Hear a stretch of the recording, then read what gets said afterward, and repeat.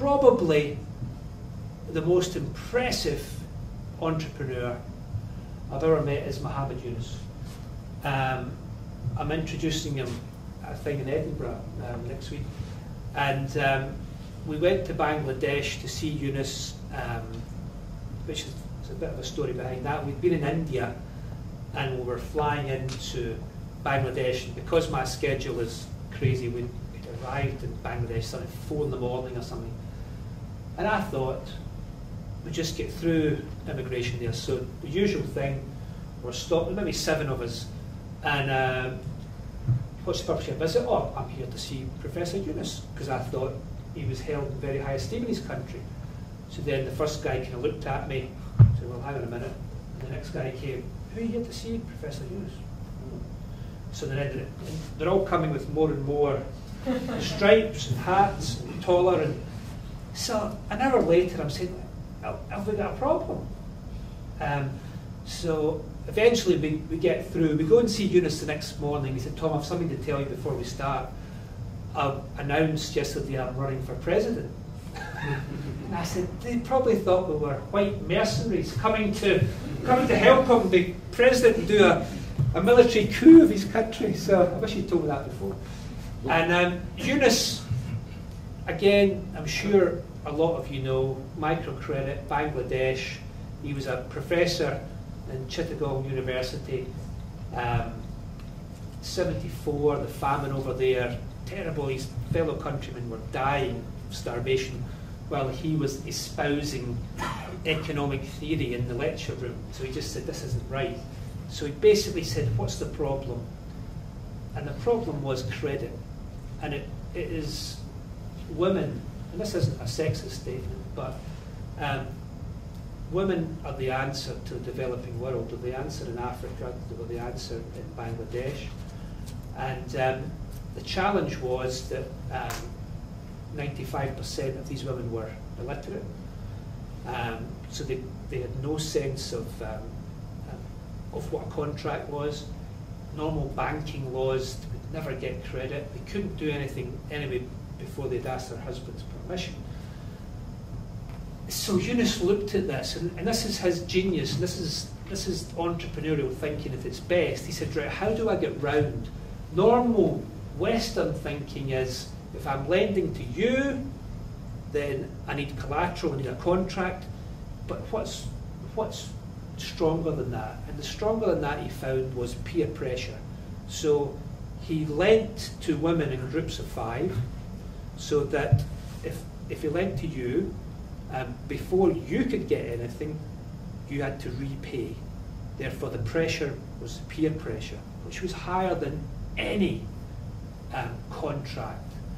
And long story short, he's lent now. His first loan was $1.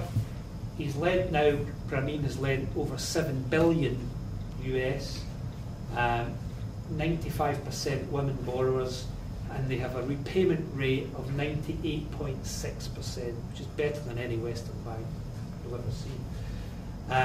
He then went on to do mobile telephones, again to women who went back to their villages, so he sold them a mobile phone. He also got the mobile license, so he had Grameen Cellular.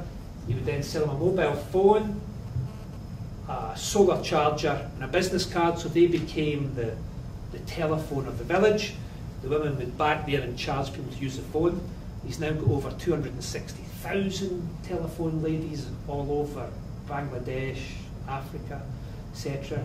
He was telling me he just did a joint venture with Danone, the yogurt people, to produce. I mean, he calls himself a social entrepreneur, and so powerful.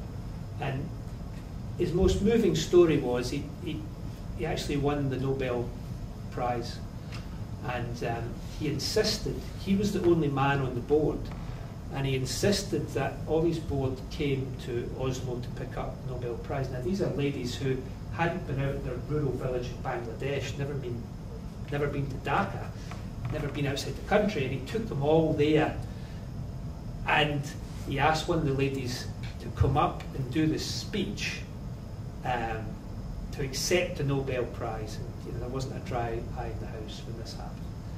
And his overriding thing is that we are actually all created the same. Clinton says, you know, when we travel in Africa, he said, Tom, it's just a quirk of geography that you were born in the West and these people were born here. We're all the same. We all just want to provide for our families. We'll do anything to get out of poverty. We're all the same. It's just a quirk of geography, which is quite a thing. And Eunice says the same thing. We've actually got him coming to Scotland to do microcredit. Clinton took him to Arkansas to do microcredit. And he's did it in Serbia. And he's did it all over the world, because he said people are just the same.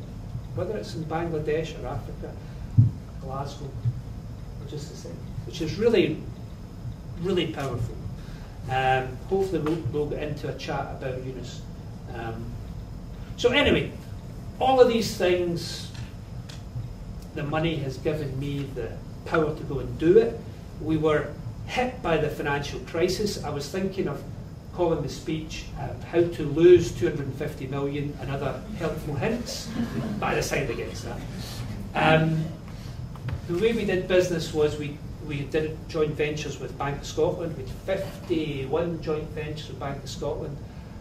You don't expect your bank to disappear on you, but that's what happened. So I was very comfortably going 50-50 business and the foundation, having the time of my life, and then the financial crisis hit, and frankly we'd made too many mistakes. We didn't see the financial crisis coming, we weren't equipped for it, and I basically had to get my sleeves rolled up once again and get back into the guts of the business. But I'm pleased to say, you know, we're back on a level footing. We've lost a bit of money. Thankfully, we had a lot of money, so we lost a bit of it. And but it has absolutely reinforced to me what's really important. And this symbiotic relationship between making money and investing it for the common good is absolutely what we're about. And this growth of social business is something that really interests me.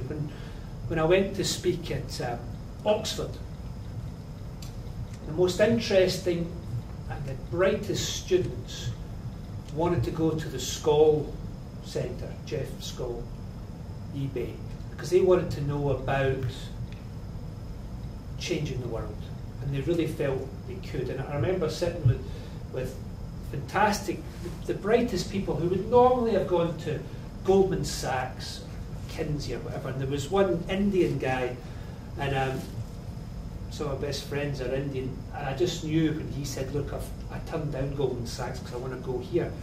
I said, well, what did your parents say? He said, well, I haven't told them yet.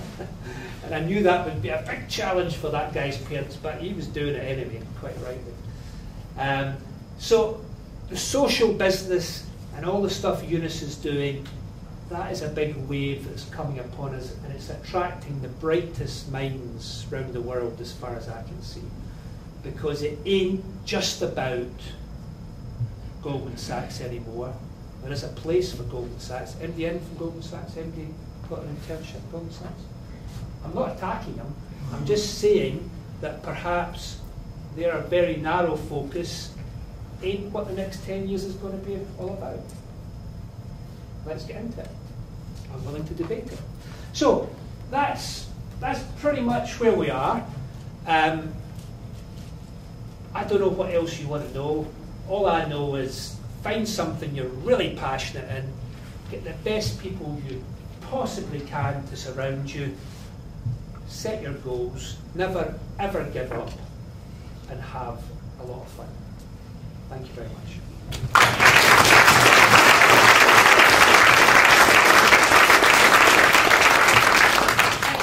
As always, totally inspirational. But some questions from the So we want to get into the questions now. Yep. Get my voice back. What did your father do? He had the grocery shop. Oh, sorry. You weren't listening. I was not just trying to... No, he was actually a baker, and he inherited his father's grocery shop. So that's And you just say, you stayed as a grocery shop? No, no. He had to close the shop. The mines closed. Oh, right. Yeah. Sorry, I will be asking questions. Okay. Yeah. You said that we're all the same, it's just a quirk of geography. I'd like to hear your comments. Clinton said that. Okay. I think you agree with him. I do actually. I'd be interested in your comments about the cultural differences there, because when you have nothing, then there's a huge motivation to clamber up out of the hole and make the best of yourself. And there's a lot said in this country in contrast to that, along the lines of the something for nothing society that sometimes characterizes the West. Yeah. Yeah, it's a very good point, and it's something that taxes me quite a lot. Because when you travel in Africa, Bangladesh, parts of India, you find people who are physically hungry. And my challenge to Western students is what makes you hungry. These people are physically hungry. You've got to find what's getting you out of your bed in the morning, etc. And there will be a natural imbalance. Somebody in rural China, rural Africa, sub-Saharan Africa, is going to be more motivated than you guys. I think the West has got a bit fat, has got a bit bloated, and these guys, once they have the power to lift themselves out of poverty, they're absolute force to be reckoned with. You just see the growth rates of the African economies just now. They're going places. China lifted more people out of poverty last year, than ever before. And I think it's a big challenge in the West. In the West, we're almost what I like to call, well, I don't like to call it, but it's almost a post-development phase. So you've got the developing world, the developed world, and then the post-developed world. And all the challenges we have when you tell people in Greece that they can't have their pensions anymore, or you tell Len McCluskey of Unite, who's won civil disobedience because they can't afford the pensions anymore.